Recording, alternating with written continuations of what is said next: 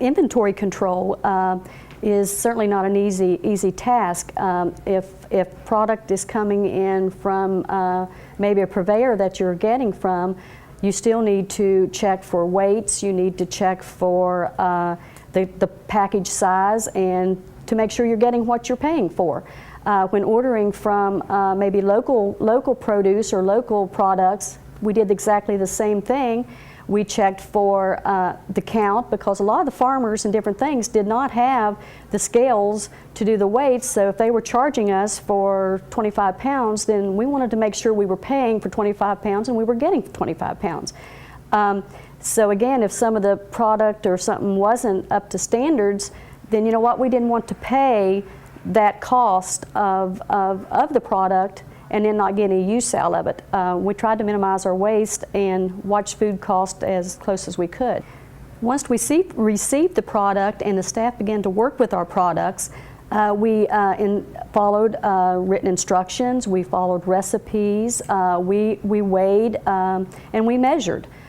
We tried to ensure that the product was used to its fullest potential.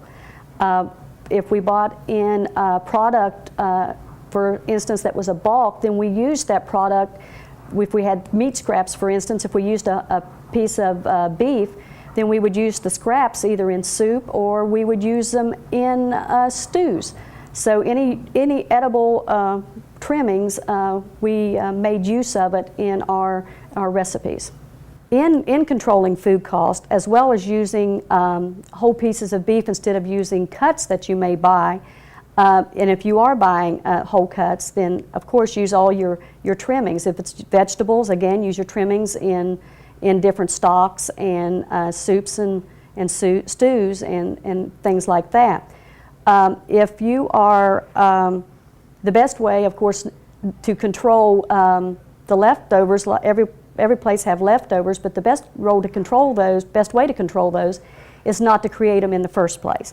But if you do, of course, it's an edible that you should, sometimes you do that. So with that, if you're creating your menus and you're doing your menus, for instance, if you have buffets, then you know what, if you have, for instance, maybe a roast chicken one particular evening, then maybe you can incorporate chicken salad the next day for lunch, for a luncheon. So anytime that you can use your pieces, or certainly not create leftovers at all, then you're making money instead of throwing it away.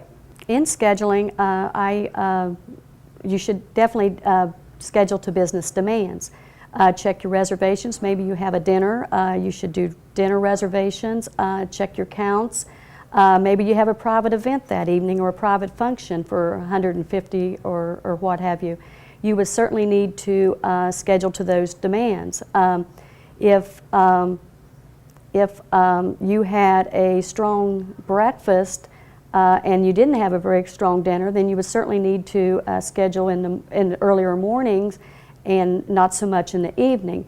You don't want to have your staff standing around with nothing to do, and then maybe in the later part of the day when you get really busy and you would have not enough staff. It puts too much stress on the staff as well as yourself, as well as the business that you have.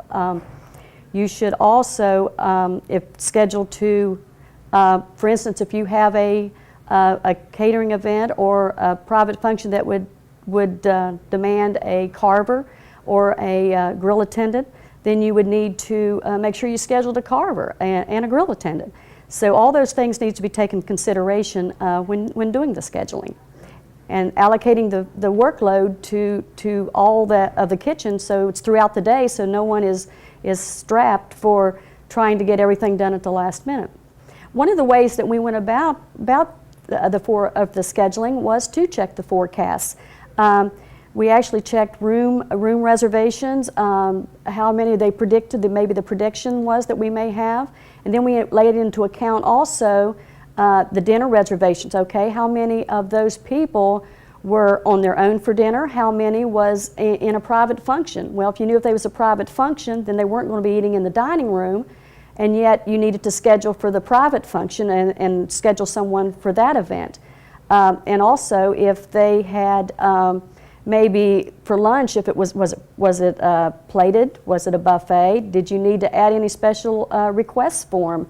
Did that allow for any extra time? So all those things took into consideration for that particular scheduling.